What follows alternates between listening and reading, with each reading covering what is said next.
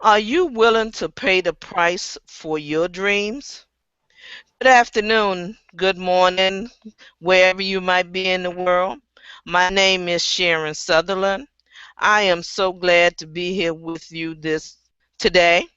First, I want to give an honor to our Lord and Savior who allowed us all to be here on this wonderful day so that we can learn from one another. And we are here to support one another in our businesses. And we are also here to mastermind with one another so that we can better understand the processes we need to go through in order to have a successful business. Today on my panel, I have Diane Klein, Jody Maley, Eugenia, I don't know Eugenia's last name, Marin, Rachel Kelly, and today we are going to be talking about, are you willing to pay the price to achieve your dreams? Ladies, are we ready to start this beautiful mastermind session? We are ready. All right. Okay, we are masterminding from Jack Canfield's book, The Success Principles. And today we are on principle number, come on, 16, be willing to pay the price. Michelangelo stated, if people knew how hard I had to work to gain my mastery, it wouldn't seem wonderful at all. Okay. When you are creating your plan to achieve your dreams, are you willing to do whatever is required? Add that extra dimension to mix that helps you persevere, in the face of overwhelming challenges, setbacks, pain, and even personal injury. You must be one. This is as much You need to want this just as much as you need air to breathe. In 1976 Summer Olympics Games, when the men gymnast competition created the attention, captured, is today is going to be an awesome day. Gymnast competition captured the attention of the world when one of the Japanese gymnasts landed a perfect triple somersault twist dismount from the rings to clinch the gold medal on a broken right knee. To continue with the competition with a broken knee took courage, commitment, and willingness to pay the price to achieve your dreams. Anyone want to comment on how you can persevere when you have a broken limb and you are a gymnast? Wow, Sharon, that's powerful. I would just like to say, I think that is, you have to have the mindset of whatever it takes. You do whatever it takes. And I think a lot of us are being deceived when we look at these people with these success and with these gold medals because we can't see what's behind the scene. We don't know what these people went through to get where they're at, to stand on that podium and accept that gold medal. So we always have to remember there's always a story behind every success. Absolutely correct, Diane. That when I was reading that last night, and I read it again this morning, I said, on a broken knee. That's powerful. That takes dedication and commitment no matter what. Anybody else want to comment on that? We can't hear you, Jody.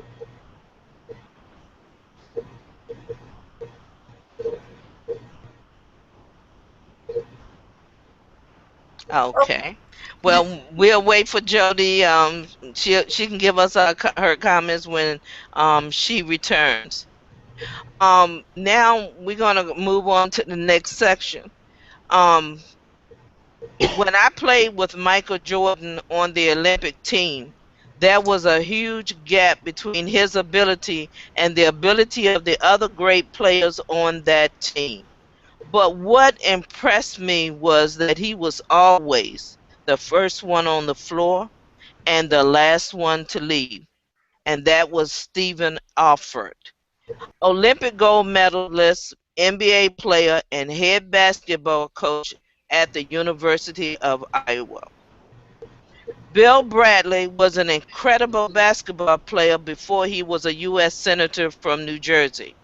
How did he achieve his dreams of being one of the best? He dedicated 4 hours each day when he was in high school to improve his skills. In order to be the best, he practiced, practiced, and practiced until he achieved it. When other kids left right after school, he stayed behind. Why? Because he was willing to pay the price to help him achieve his dreams. Wow, absolutely, Sharon. I think that's what it's all about, is that you have to have a strong why. Like, I Mhm. think he could just feel, he could probably taste the success. He wanted it so badly. So he started when he was really young. He stayed to practice. He kept on going all through his college years, and he just kept going and practiced, practiced, practiced.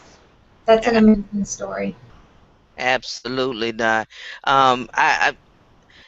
In order, a lot of people think success and everything comes easy, but you got to give up something in order to get to where you want to be.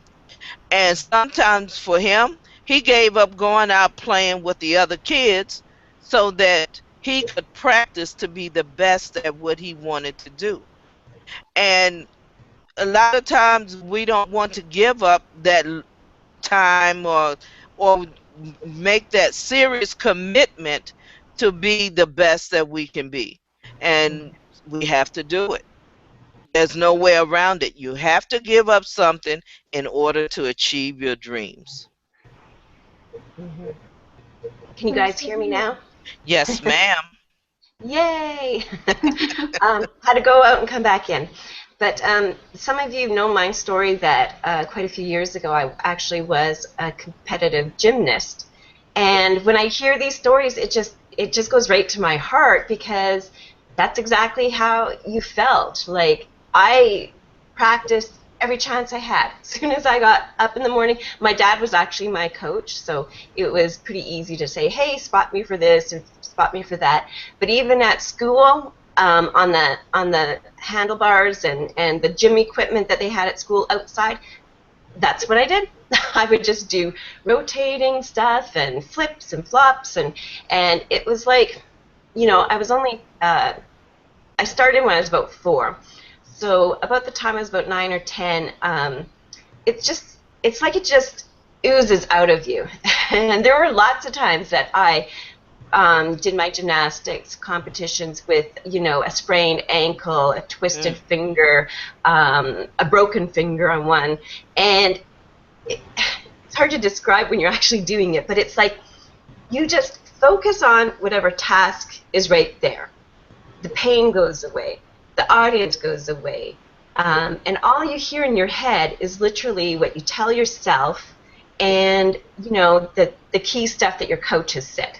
That's literally what goes through your head, and you always envision finishing it first and then working back. So for example, like on the pommel horse, I always envisioned how I landed. That would be the first thing. How I landed and had a great big smile on my face.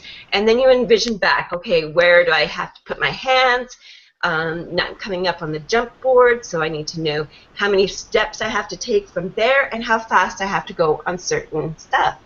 And you train for this for hours and hours and hours. You think it. Okay, that's the other thing too. When you're so focused on something, it's like breathing, just exactly what he says. You're thinking it, you're breathing it, you're envisioning it, and it's like all the other stuff kind of goes into the background. And, when you focus on anything with that kind of intensity, you'll win. There's no other way to describe it. Sure, you might have some losses. Not everyone's perfect 100% of the time, but you'll win a whole heck of a lot more than you'll fail. Wow, Joe, that was a powerful story. I like that. And that brings back a memory of my sister who was a gymnast, and she would practice and practice and practice. Her hands be sore, her feet be sore, ankles sore, but she kept going, and it was, and it's such a graceful sport. And when she was out there on the floor, and she used to love doing the ribbon exercise as well, and it was so pretty. And I used to tell her how beautiful she looked out there. So yeah, it takes a lot of time and dedication. And she was outside practicing all the time, and it was just beautiful. And you're right, Joe. She was really dedicated, and she used to say the same thing. She could see herself at the end Yeah. happy Yeah. because she won. I mean, she achieved her goal, but she didn't break it down like you did, saying she saw, how many steps she had to take and what, her flips and all of that stuff. But I'm quite sure that's how you got to do it. Oh yeah. Otherwise, you're not going to Absolutely. make it. Like, you have to know exactly where you're going to plant your feet and plant your hands. Otherwise, a costly, especially in gymnastics, it can, really, really hurt you. Hmm. And I do have a funny story that I had to share about my daughter last night. She actually loves gymnastics too. She's 13, and she won't be competitive, which is fine. But like you said, it brings you confidence and skill and grace. She was doing handstands in the living room, like flip overs, and she's not allowed to. And she actually flipped over and broke my husband's laptop. Yeah, so funny girl. And she's like, "Oh, I feel so bad," but luckily she just took the front off of it, so I think it'll be an easy fix. But I'll let the tech guy figure that out. All right. Anyone else? And I'd like to touch on what Jody was mentioning here, how it relates to business as well. We've been talking about this so much here that it just kind of becomes routine now. She said, keep the end in mind. Now that totally falls into what we've been talking about through this whole process of the book, is that we need to write out our goals, we need to make a plan, and we need to keep the end in mind and work backwards. So for everybody out there who's listening, it's not just the business part of it. If you start breathing it, if you start feeling it, if you start feeling like, sorry, that's my timer going off here, and I don't know how to turn it off. Anyway, so I just wanted to say that. So keep the end in mind, focus on your goal, and work backwards from there. Yeah. Back to you, Sharon. All right. Absolutely, ladies. And thank you for sharing.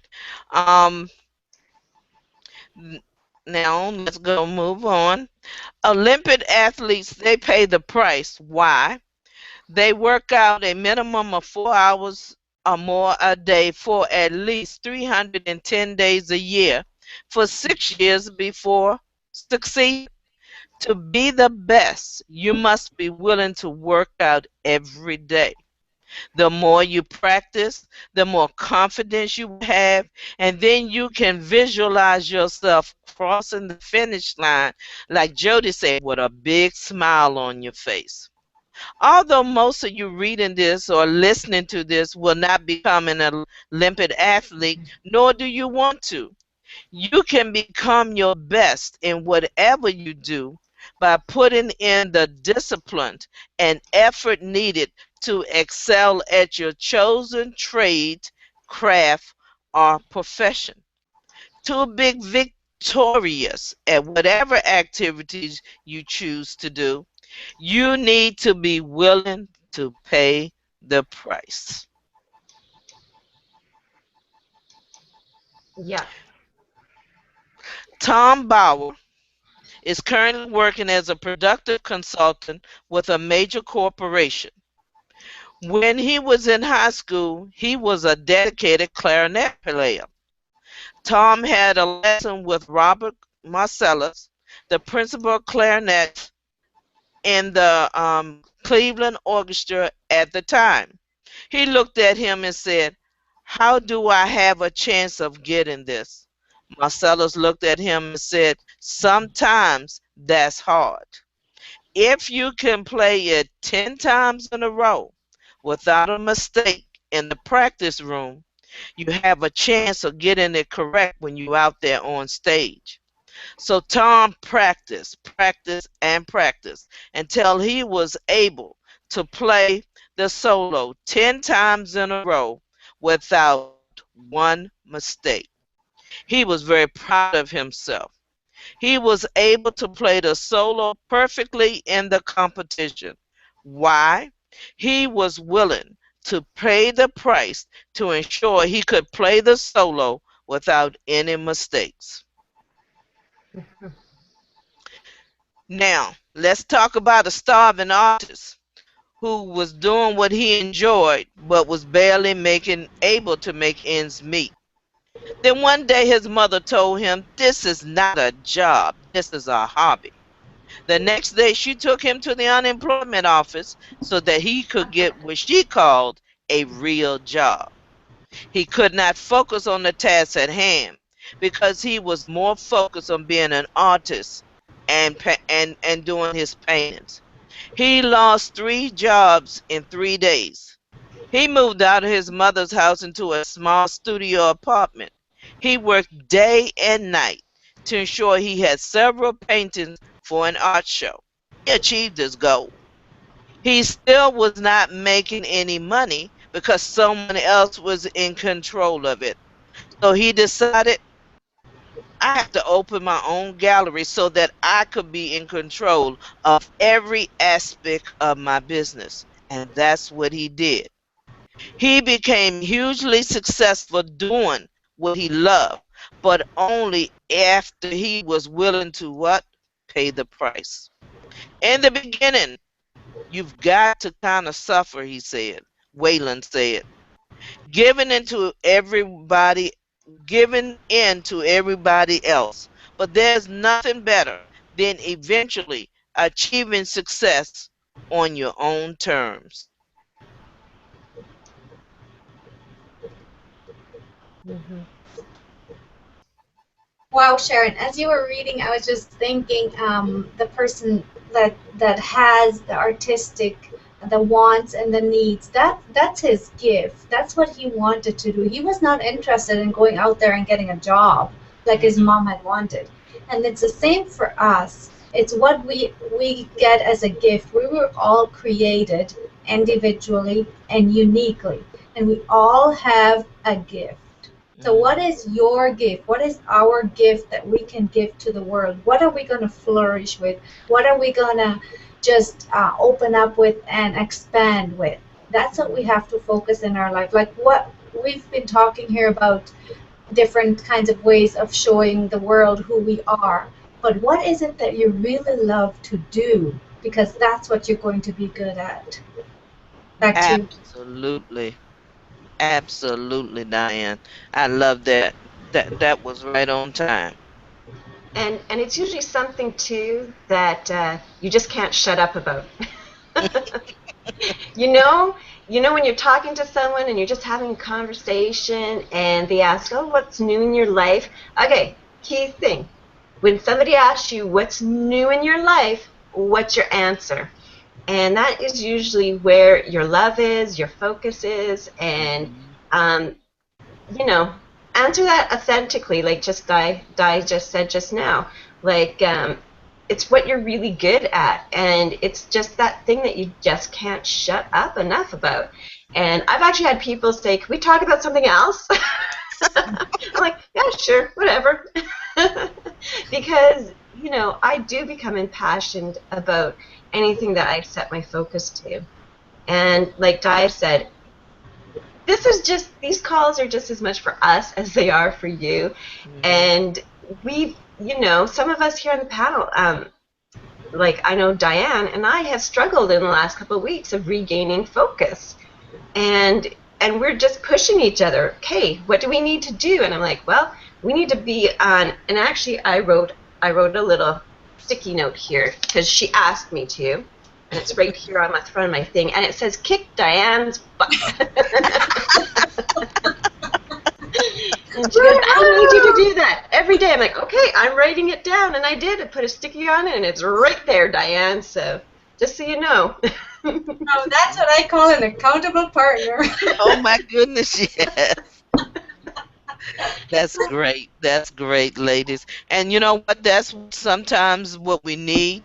We need words of encouragement from one another, um, to go that extra mile. It's hard to stay Mhm. 100% focused on what you have to do and what you need to do, and you just need that little push sometime to say, okay, come on, guy, we can do this. Come on, Jody, Eugenia, we can all do this.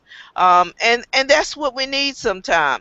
And once you get back in sync with everything and get focused and back on task, look at what you can accomplish. Look at where you were from where you started from. So stay focused is critical. Mindset is the next big thing. Look at Mhm. everyone has done that we've talked about thus far. They have sacrificed something to get to where they want to be. And Yeah. you have to sacrifice something. It's going to be time. It's going to be with your family. It's going to be at events or other things that you want to do. But if your passion is to be an artist, if your passion is to be a gymnast, if your passion is to be a writer, a publisher, or an online entrepreneur, offline entrepreneur, then you're going to have to sacrifice something to get to where you want to be. Yeah. Hey, And I think Sharon. it Yes, was ma'am. Eric War. Oh, sorry. No, go ahead, Jody. It was Eric War that we've been listening to his, or I have been listening and reading his books too. And he said it just right on, exactly what you just said, Sharon. What is it that you are willing to give up to get where you want to be? And he used the example of mindless TV. If you gave up an hour of TV a day and use that hour to do either marketing or for us, whatever business tasks that make you money, if you spent that time and take out that hour of TV and put that in, that's like 7 hours a week. That's like 28 hours a month. And then you times that by 12, and I lost the numbers here, but it's over 300 plus hours, or 365 hours, I guess, a year. And just think how much further you would be, just giving up that hour of TV that you're not even going to care about, Mm-hmm. trust me, in the long picture of it, and work on something to do with your business that will make you money. Or maybe it might be relationships. If you've been struggling in a relationship with your husband, your wife, your kids, your grandkids, what if you took that extra hour and just focused that on them? Or maybe it's your health. Give up that hour of TV so you can work on an hour of your health. Wherever you're struggling right now, take something out and replace it with something good. Wow, Jody, that's powerful. Miss Rachel, Oh, you're on mute. unmute, dear.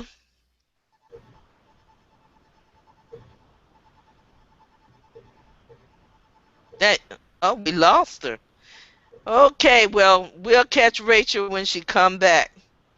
Okay, now the next one section we're going to be talking about is whatever it takes. Now, John Asfrop, I think I'm pronouncing his name right.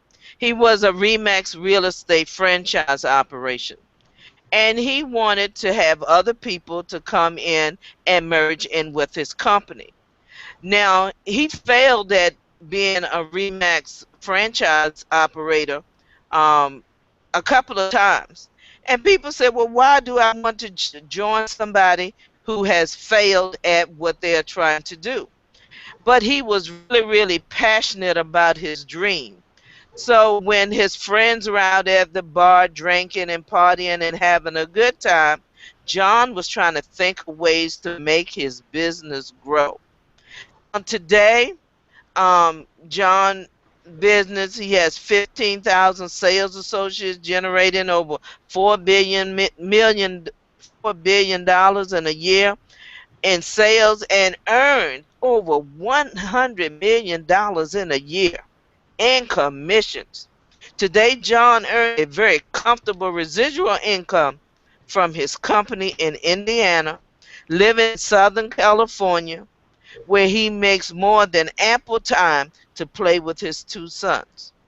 He pursued other business interests, wrote books, and teaches others in succeeding success cloning formula for success. And how did John do this? He was willing to put in the time and effort and to get the knowledge he needed to be have a successful empire today. Wow, Sharon, that's powerful. And putting in the time is what it's all about. I'm just gonna share something that uh, yeah, I'll come live and share this morning. I was just thinking as I was doing my reading and my listening this morning, my 30-30, I was thinking, okay, so what's happening with my business and where am I going? If I would go have a night shift job, would that benefit my family and our finances right now? Because we really need to become debt free. And as I was sitting there and thinking, I'm like, no, absolutely not. I am not going to plan B.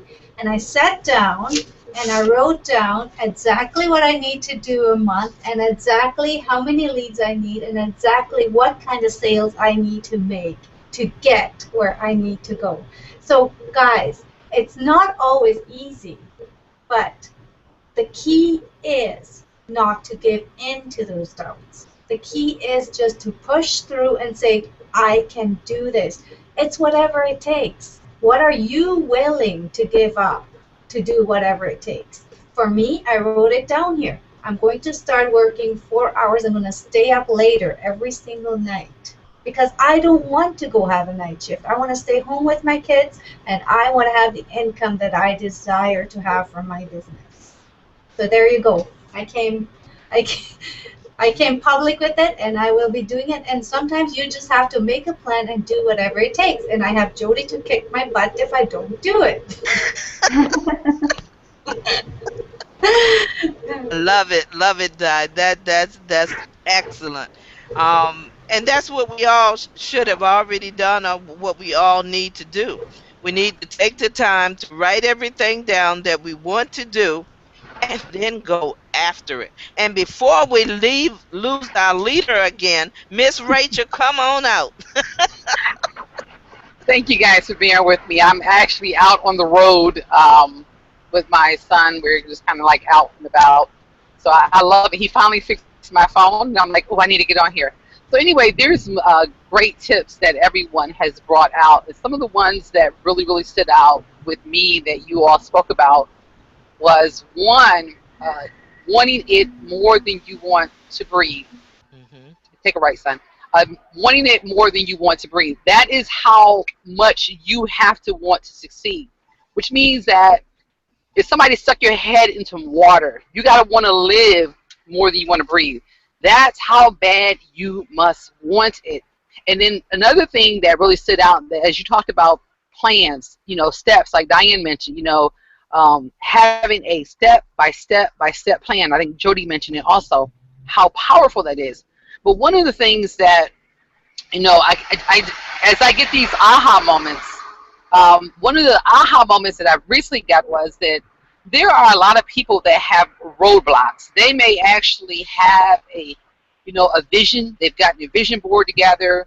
They have their steps together, but they have some type of roadblock. And that right there can keep you from going to where you want to go. You can be committed as you want to. You can want it more than you want to breathe. But if you have roadblocks, if you have like you're procrastinating every single day, you can't figure out why you can't go forward, then that's a problem. That could be your stuck point. That could be the point where reason why you're not getting where you're going. And for me, I figured it out. It was like, okay, I say I want it, and I really, really want it bad enough to the point where I want to breathe. You're gonna make a left light. I want it that bad, but I had roadblocks. I had things that were stopping me from doing it, and a lot of it was because I was by myself. I was trying to do things by myself. Something powerful happens when you get with a group of people, a group of like-minded people who have the same vision that you have. They kind of propel you to take steps that you normally would not take.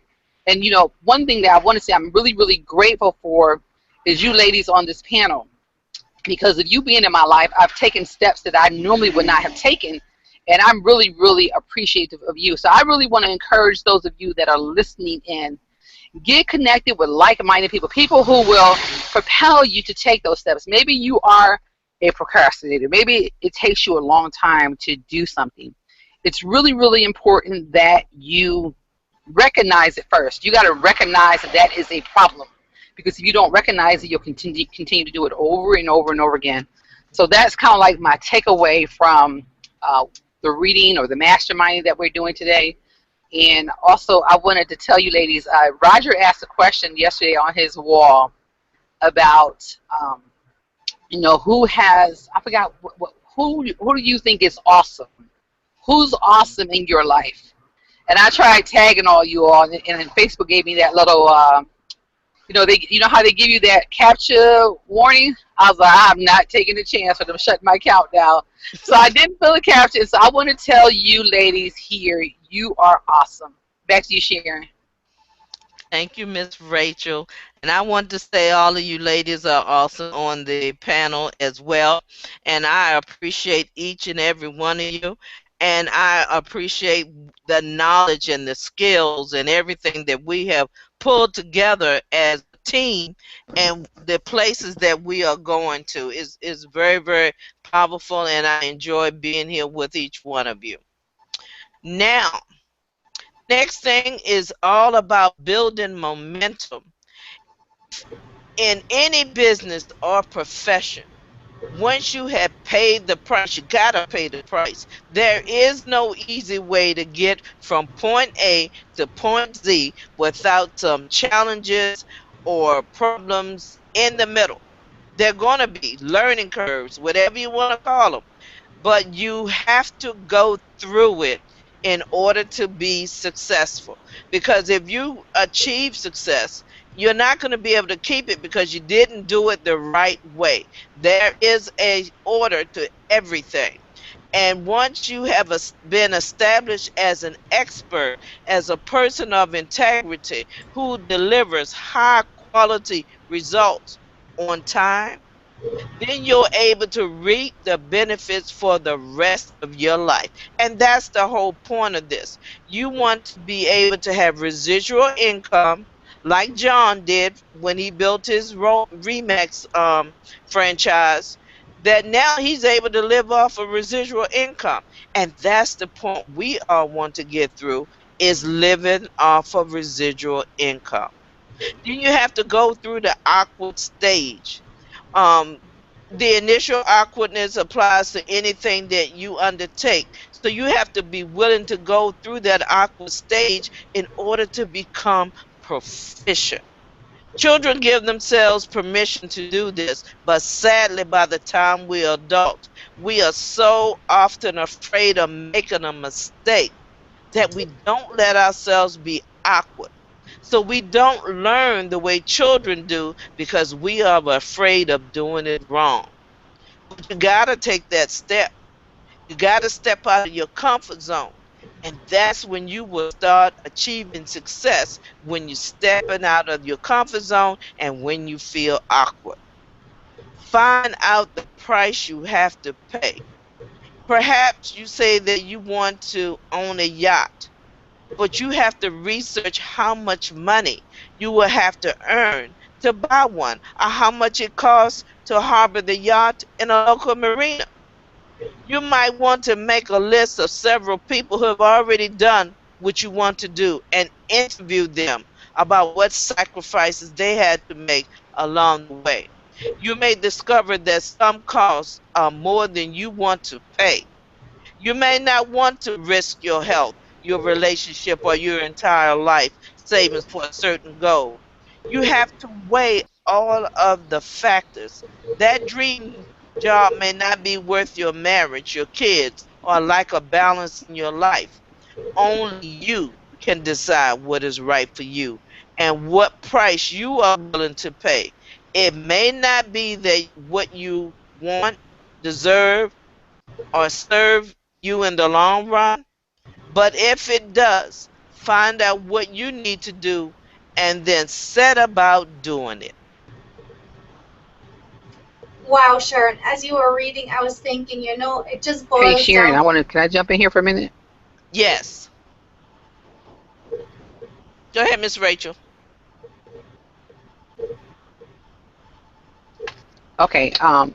Diane, did you want to say something? Go Go ahead, ahead, Rachel. Rachel. I'll do it after you. Last statement that you read. Okay, can you all hear me? Okay, Yes. can you hear me? Yes.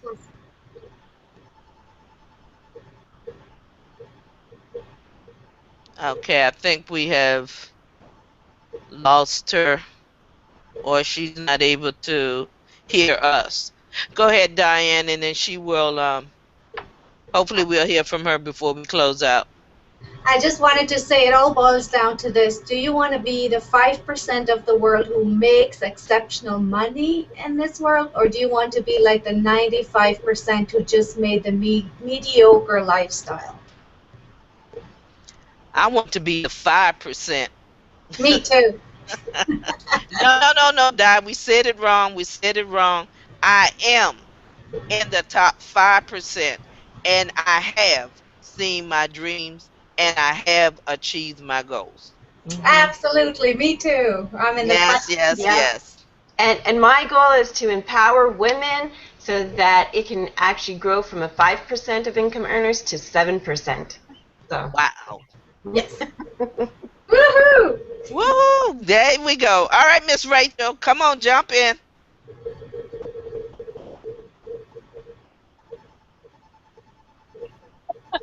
It's about to hang out, but I really wanted to stress this point because I think it's really important.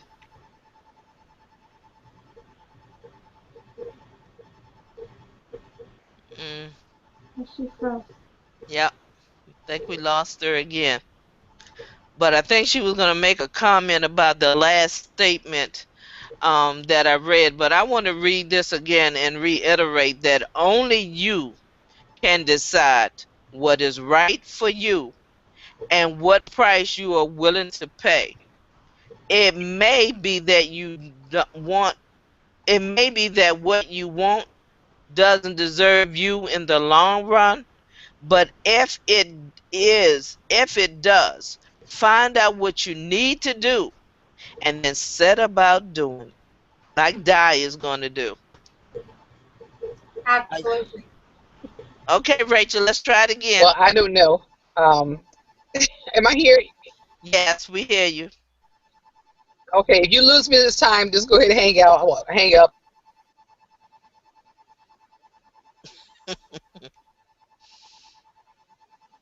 Okay. Well, do anyone else have any comments or anything they want to say about today's hang up about are you willing to pay the price? Do we have any questions from our viewers?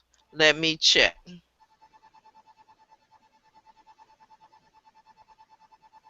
Nope, no questions from the viewers.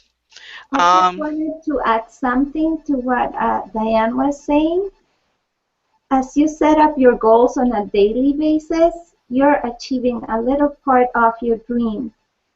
And by doing the little things, the little steps that you set out to achieve your bigger goal, you are already empowering yourself to make that happen. And as you said, Sharon, just by saying, I am already in that place, it really empowers you to not to give up. Gives you the strength, the motivation, everything that you need, your inner light. I would put it in this way. You are letting your inner light shine every single day that you wake up. And you're just setting your goal to keep up on that road and grow bigger and bigger and bigger and impact the life of other people as well. And Jody said to make it a 7%, that would be awesome. And you start from home. You have to balance your life, and start balancing all the things that you have in your life.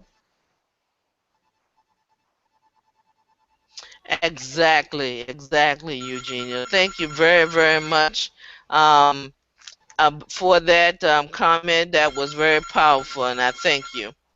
Um, we are getting ready to close out now. Sorry about the phone, ladies and I gentlemen. was just gonna say, is someone gonna answer that?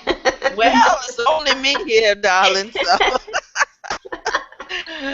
but I would like to say I thank every one of you for being here in attendance today. I think this was one powerful, powerful hangout, and makes you think: are you willing to pay the price to achieve your dreams? You can go to fearlessonlineentrepreneurs.com and check out our blog. You can also connect with the person who sent you here if you would like to be a part of our team. And if you I want to tell everyone to have a wonderful, wonderful day. Have an awesome weekend. And we will be back here on Monday at 12 p.m. That 2 p.m. was our summer hours. Now we're back for school hours, 12 p.m. noon. So we will see you then. You have an absolutely wonderful weekend. And I will see you back on Monday. Bye bye.